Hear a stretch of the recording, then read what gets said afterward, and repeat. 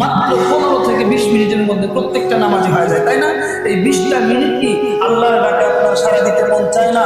আমার তো আফসোস লাগে, আমার তো মনের মধ্যে ভয় হয়, আল্লাহ যদি ডাকতে বলে, আল্লাহ যদি ডাকতে হাসরের ময়দানে তোমাকে 24টা ঘন্টা সময় আমি দিলাম, 24টা ঘন্টা তুমি মেহনত করেছো দিনের তোমার জন্য, 24টা ঘন্টা তোমার সংসার চালানোর জন্য মেহনত করেছো, আর শুধুমাত্র আমি আল্লাহ দিনে 5 বার 20টা মিনিট করে সময় তোমার কাছে চাইছিলাম, তোমাকে তো আমি 24 ঘন্টা দিছি, তুমি কি আমাকে 20টা মিনিট করে সময় দিতে পারো নাই? আল্লাহ যদি এই কথা ডাক দেয় বলে, এই বান্দা তুমি দিনে রাতে 24টা ঘন্টার মধ্যে আমাকে 5 বারে 100 মিনিট সময় দিতে পারো নাই, আজকে তোমার আর কোনো সুপারিশ চলবে না, তোমার কোনো কথা আমি শুনবো না, সরাসরি জাহান্নামে চলে যাও। বলো তো ওই দিন কি আমাদের উপায় আছে? আওয়াজ দিয়ে বলেন, ওই দিন কি আমাদের উপায় আছে?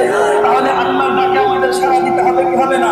মুয়াজ্জিন যখন বলবে হাইয়া আলাস সালাহ, নামাজের জন্য আসো, হাইয়া আলাল ফালাহ, কল্যাণের জন্য আসো, দুনিয়ার যত কাজ থাকুক, দুনিয়ার যত ঝামেলা থাকুক, সব ঝামেলা থেকে মুক্ত হয়ে, সকল কাজ থেকে ফারেক হয়ে আল্লাহর ডাকে সাড়া দিয়া আমি মুসলিম দেশে, আমি একজন মুসলমান, আমি ঈমানদারের কাতারে দাঁড়াইতে চাই, নামাজ হলো আমার 5 ওয়াক্ত নামাজ আল্লাহর হুকুম, সুতরাং আমি মসজিদে এসে আল্লাহর ডাকে সাড়া দিয়া আল্লাহর কুদরতে সিজদা কদমে সিজদা দিব ইনশাআল্লাহ।